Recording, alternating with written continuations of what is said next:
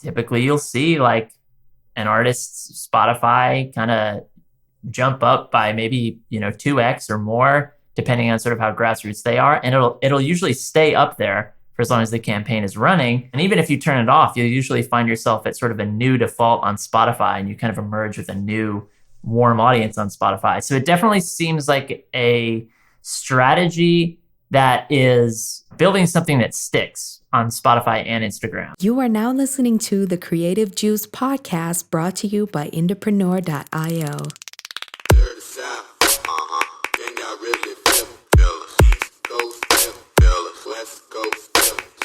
What's up, Indies? Welcome back to the Creative Juice podcast. This is episode 254. And if you're looking to grow your Spotify streams, followers, listeners in 2023, this is definitely an episode that you need to hear. I'm your host, Jack McCarthy. With me, as always, is my co-host, Ed Isola. And today we're joined by a very special guest, one of our IndieX account strategists and one of our IndieFounder coaches here at IndiePRO, Mr. Basic Printer, Jesse Gillen-Walters, the king of Glitch Pop and the sultan of Spotify growth, for today's episode to talk about growing Spotify streams with advertising.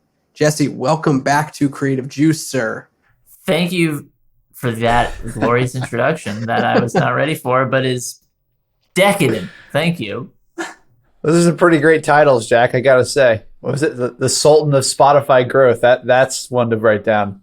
That's pretty good. You know, I like to give our guests nice titles, and when I feel comfortable enough with them to do so. But maybe we should start coming up with some titles for you and me too, like just every week. We should think on that one. We'll offline about that. Yeah, I'll start off with Jack Sparrow. Nice and easy. Yeah, that's perfect. That's perfect. Well, Jesse, welcome to the show, man. I'm super excited to get into it and give our listeners a bit of a baseline and some ideas that they can work with when it comes to growing Spotify using paid traffic, which you've been doing a lot of with our students in the IndieFounder coaching program. And I'd love for you to just describe what I've been calling the pop recently. Jesse, pretty much every other day, if not at least once a week, is sharing with us wins that he's seeing in the IndieFounder coaching program, specifically with students that are seeing a lot of algorithmic growth on Spotify as a result of paid traffic. And that's what we're here to talk about today, to give you guys the skinny on what's going on in IndieFounder and how you can apply some of those lessons to your own music career. Yeah, well, I'll give a quick rundown on sort of what we've been experiencing, I guess the last several months in IndieFounder with this Spotify strategy. So I do want to lay, I guess, a few sort of, not disclaimers, but just introductory information that will really tee this up, because, a lot of what we hear in this space, especially when you get into Spotify, your music marketing space is one thing, but specifically when people are talking about Spotify growth, I feel like everyone's ears perk up and it's like, oh, like super viral? How do I get the huge gains tomorrow? And that's a common sort of thing that's floating around. And I kind of want to qualify that by saying what we're seeing in IndieFounder is really not, kind of these overnight sort of blowout type results. And I mean, if you've come to know us, you've come to understand that oftentimes that's sometimes a mirage and not often what we're chasing down. But what we are definitely seeing some big jumps, but we're not aiming for the big jumps. We're aiming for sort of a holistic and continued growth on Spotify. And the way that we're doing that is using Instagram Reels content on Instagram run as a traffic campaign. It's a really simple approach that seems to mostly be a function of the content and the song itself, the music itself. And yeah, the way we line it up is very simple. And if everything's kind of, honky-dory with the content and the music, typically you'll see like an artist's Spotify kind of jump up by maybe, 2x or more, depending on sort of how grassroots they are. And it'll usually stay up there for as long as the campaign is running. And even if you turn it off, you'll usually find yourself at sort of a new default on Spotify, and you kind of emerge with a new warm audience on Spotify. So it definitely seems like a strategy that is building something that sticks on Spotify and Instagram. So that's kind of the basic rundown I would give on it. I think that's really important to kind of clarify right out the gate here is what you're seeking to do is create marketing campaigns that have sustained sort of growth and ongoing listenership growth that happens over time and isn't just one big playlist push or something like that. Or, a massive bomb of streams that come in one day and then they just immediately candle back down to zero. I think that is really important to kind of touch on here.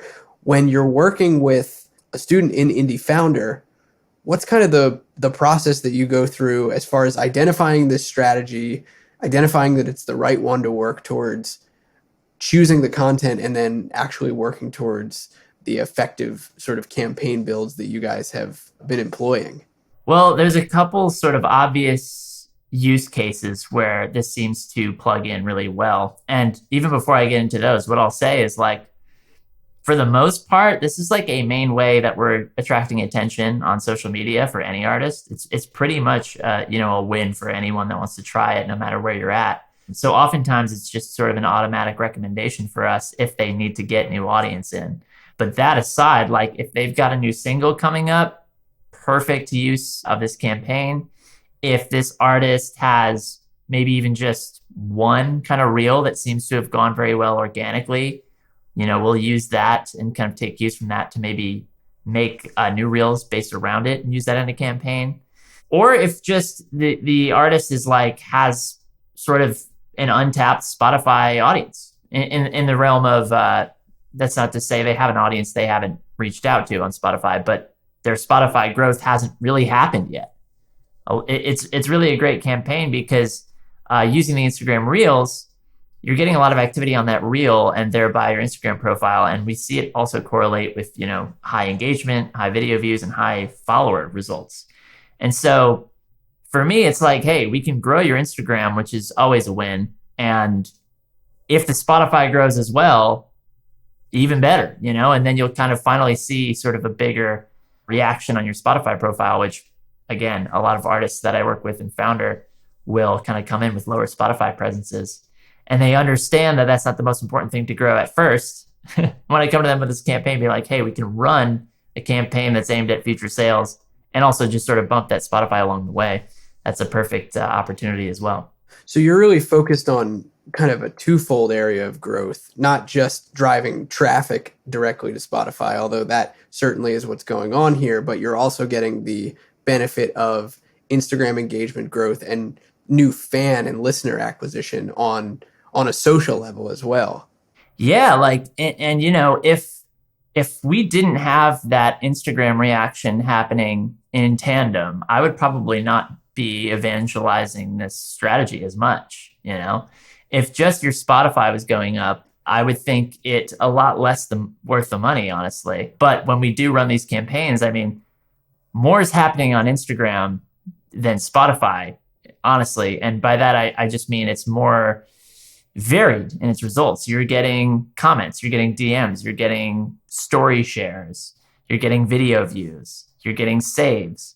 You're getting like a pretty big cultural reaction on one of these sort of winning reels if you run it kind of pretty consistently. And again, that all spills over into the Spotify situation. But Instagram is really where we can do more retargeting for all manner of other things, like an email sign up or a sale in the future. Spotify, we obviously can't do that, but you are building that warm audience on Spotify for future releases. And if you want to run, say, Marquee, you'll have more to work with there. So it sounds like the results that you're seeing in this strategy as a whole, and let me know if you have any thoughts on this too, Ed, because I know we've talked plenty on the show about Instagram Reels, and I'll link back to some of the episodes in the show notes where we've discussed this strategy. But it sounds like why this really matters in tandem with your whole fan base growth, your whole ecosystem, has to do with creating, one, a quality of fan and new people coming in at the very, very beginning of the buddy system, new awareness, with the benefit of getting you traffic over to streaming. But you're not necessarily looking at like, how many cents do I need to get my click down to in order to recoup that from one stream? I think it's interesting to me because like Jesse has said multiple times, like, your actual growth, actual fans, that kind of stuff. And I feel like a lot of times Spotify is the like, now it's probably Spotify and TikTok, but like Spotify is probably the big one that drives, it sets up the table for revenue down the road if it grows. And so I think a lot of people are like, well, how do I get huge on Spotify? And then that just becomes like this incredibly vague, dark hole where I think what Jesse's kind of talking about, it's like an actionable strategy that's going to not only positively impact your Spotify and start to grow that and kind of build that, but build the Instagram. And Jesse, I think it's worth maybe having you explain real quick, like why it's so valuable to be doing this incrementally and why it's like, hey, spending the money investing into Spotify and sure, you see the streams go up, but you kind of just said the followers going up means you have more of an audience for marquee. I think that's important to outline too, because like for myself, spending money on reels to Spotify ads, it was always like not necessarily aimed at, hey, how do we get the streams to just go crazy? It was like, how do I build the followers so that as I'm consistently releasing music, that's where like the building block comes in my opinion. But I would love to kind of have you explain or hear your thoughts on that. Yeah, I mean, I think that's dead on in terms of like priorities and the vagueness of growth on any platform, right? It's like a lot of people see, a big Spotify number, a big TikTok number, or even a big Instagram number and think, oh, surely there's lots of money happening for that person. And then it's really up to you to, as the artist, to make sure that that correlates, because it doesn't correlate automatically. In terms of this Instagram Spotify approach, it's like we really view the Spotify element of this campaign as more like a courtesy to a new fan that's getting this campaign. So I think the main way I would highlight sort of this Spotify element of this Reels campaign and how I view it as almost a fan generating mechanism is that, you can run an Instagram reel to generate audience. And it's possible that that reel has a cultural sort of resonance or impact or inertia to it that does inspire a lot of new attention. And I think content has that power these days. I mean, you see it on TikTok, it happens all the time that a thing goes viral and then a bunch of traffic occurs, even though there's no CTA button. And if you were to run this Instagram reel without, say, a link to Spotify on it, it's possible that you get a lot of that sort of reaction. But if you put the Spotify button on it and then you see Spotify streams happen on the Spotify side, I almost see that as like, I'm laying out a path for them where the deepest reaction they can have is by clicking over, letting the pages load, and then letting this song stream or more than one song stream for at least 30 seconds a piece. And if I see that reaction on the other side, it kind of confirms further that the impact I'm having with that piece of content is stronger. And so that's more what I see when I see a stream and less the stream itself.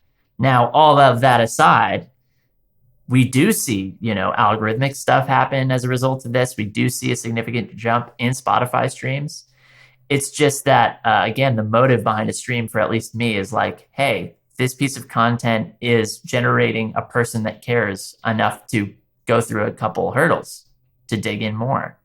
I want to touch on something you mentioned there about the algorithmic benefit that you are seeing on the Spotify side. What are you guys seeing in terms of like algorithmic playlist triggering? That's something that a lot of questions come up about that when it comes to driving traffic. Like on TikTok, you see like a video goes viral and all of a sudden you get the sort of resonance on Spotify where you are getting added to playlists, and that's kind of creating the snowball that starts to roll down the hill. What are you guys seeing on the founder front with our students there in terms of that kind of benefit?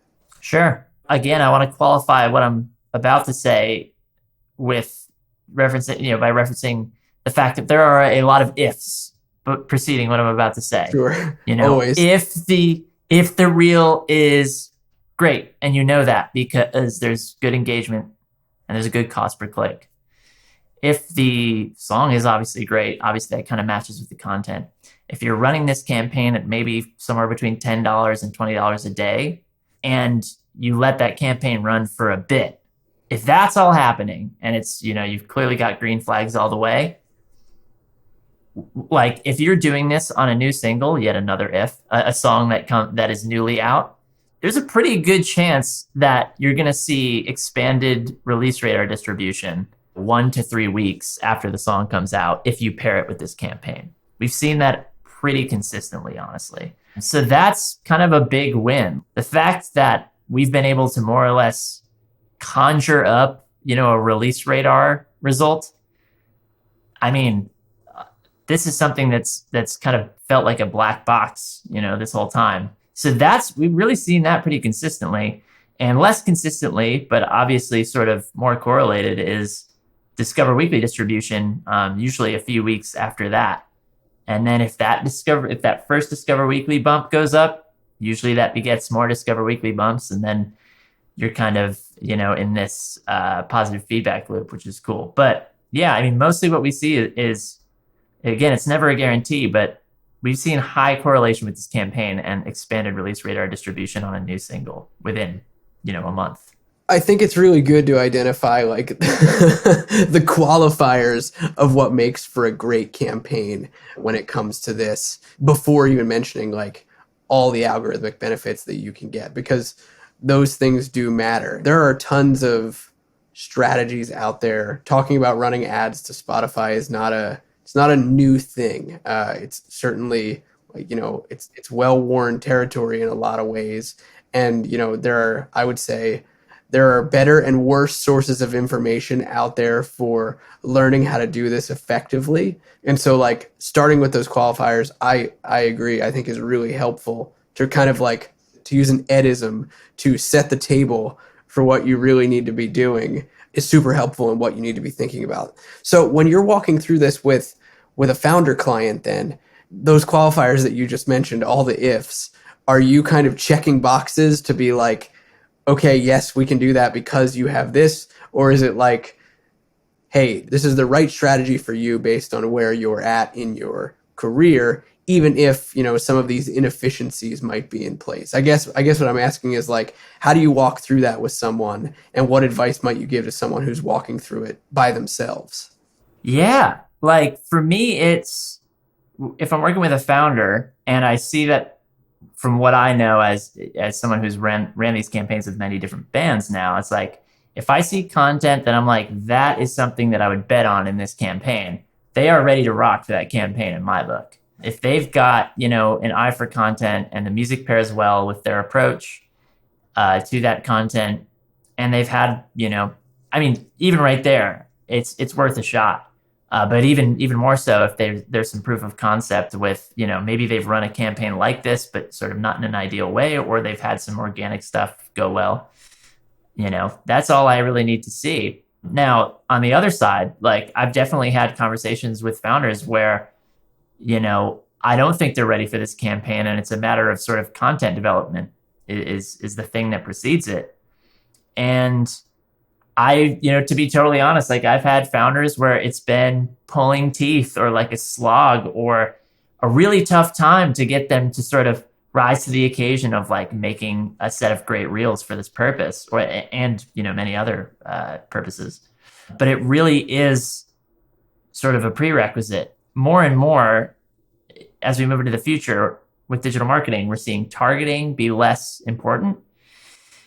And there's always been this saying like content is king, and there's just no getting around that, especially now when you can't sort of set up a campaign in this clever way to coax more results and squeeze more results out of something that maybe is not destined for. It's, we're kind of in the moment. It's felt like we're like, hey, if you launch a campaign in this way with great content and it works, then that's great. If you launch something with lukewarm content and it doesn't work, sorry. There's no way to target your way to a better result here. Like you got to go back to the drawing board, and that can be frustrating, but I really do think it's almost that singular in a lot of these cases. That's really interesting. I'm glad you mentioned targeting, because that was the next thing I kind of wanted to dive into here as we kind of wind down what the strategy is walk me through what kind of campaign should you be trying? What's an ideal setup for this kind of campaign in terms of objective, in terms of number of ad sets, targeting, all that good stuff?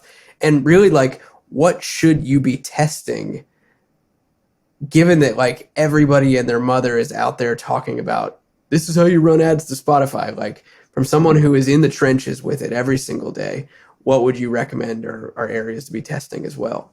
So I'll lay it out pretty quickly. And if anyone out there is listening or watching that's savvy with Facebook ads, like, you'll probably be able to recreate this with just these few sentences I lay out. We have been going traffic campaign, objective campaign. In the ad set, we're doing no interest targeting at all. 18 plus age range, green, what we consider to be green light countries on the Instagram Reels placement. And that's your campaign setup right there. Within that ad set, again, it's a matter of content and what content pieces you're using. Now, I think that's really where the bulk of the work comes in, as I kind of just touched on. And I would recommend loading, somewhere between 3 and 6 reels in there. You can be very scientific about it, and I kind of recommend this. I personally like to almost have one video concept that I shoot for a whole song, and then I cut up the song into song section and use those as different reels in the creative. And then I get to find out sort of what the best section of the song is, and then I can take that into my next campaign. But if you want to be sort of more generic and straightforward about it, you can just load that up with, your best reels organically and start there, see what works, whatever's the best performing reel there. Again, take that into another campaign and expand on those elements of that reel with other reels that do the same thing. And in a nutshell, that's what we've been doing. And again, it's the secret is not as much in the campaign setup because it's so simple. It's really just going to be like, if you're out there and you hear this and you think you're clever, but your content's not clever, it's not going to work. The secret is not this setup. The content is the targeting, and that's the secret. Yeah, exactly. It's funny because like the campaign, the actual physical campaign that you described, if somebody was like, hey, I'm interested in learning how to do ads, like that's a great campaign to just be like, go try to do that. So I think that really just kind of emphasizes your point, which is like, it's the content and it has to be about the content. And I know we're going to get into this in like the next part, but like there's other benefits to having good content than just driving people to Spotify. But it's a cool observation because to me, that almost makes it feel more controllable as an artist, that like, oh, if I make a super great piece of content, here's this incredibly easy campaign that I can put it into and run. And it's going to tell me, like, this is boiling it down, right? But it's going to tell me, is this content connecting or not based off of the cost per click and people taking those actions. And that's encouraging because I always find like, oh, if I could just keep trying things, then eventually something will work, versus like, let me just put a song out on Spotify and hope it gets picked up and I don't have a damn clue what's going on with it. Like it gives you a path to your own success in some degree, which is cool. Yeah, and it gives you very, very clear variables to think about, as opposed to like, well, I could just tweak all these different things and not really know, singularly, like Jesse said, what to be paying attention to when it comes to tweaks and testing. Yeah, I totally agree. I do think what it boils it down to is variety of content and loading it into this campaign, seeing what's winning within the variety, doubling down on the winner and rinsing and repeating. And it does give you, you kind of start with a limestone brick and you're sort of sculpting it down as you learn more. And it does give you a sense of clear direction. You don't have to rely as much on algorithms and sort of randomness in that way. That's fantastic. This was like a knowledge bomb, kind of short, truncated approach to how to do this and some of the results that we're seeing. But there's something exciting that I want to mention as we kind of round down this episode here. And that is that right now, IndieFounder is opening its doors for a slew of new students to come on board into the program. And so I was super excited to have Jesse talk about that today here and let you know, if you're interested, kind of what makes you a good fit for IndieFounder and what you can do to take the next step and see if we can work together. Yeah, if you want to jump into IndieFounder, like the barrier to entry is not too high. Like the way we see it, if you've got kind of great music. You've got, at least maybe an album's worth of stuff out. If you're on the content creation grind and you're willing to sort of rise to the occasion and work alongside someone like me, that's pretty much what we're looking for. We're more looking for mindset and sort of ammo in the form of music and content to move with.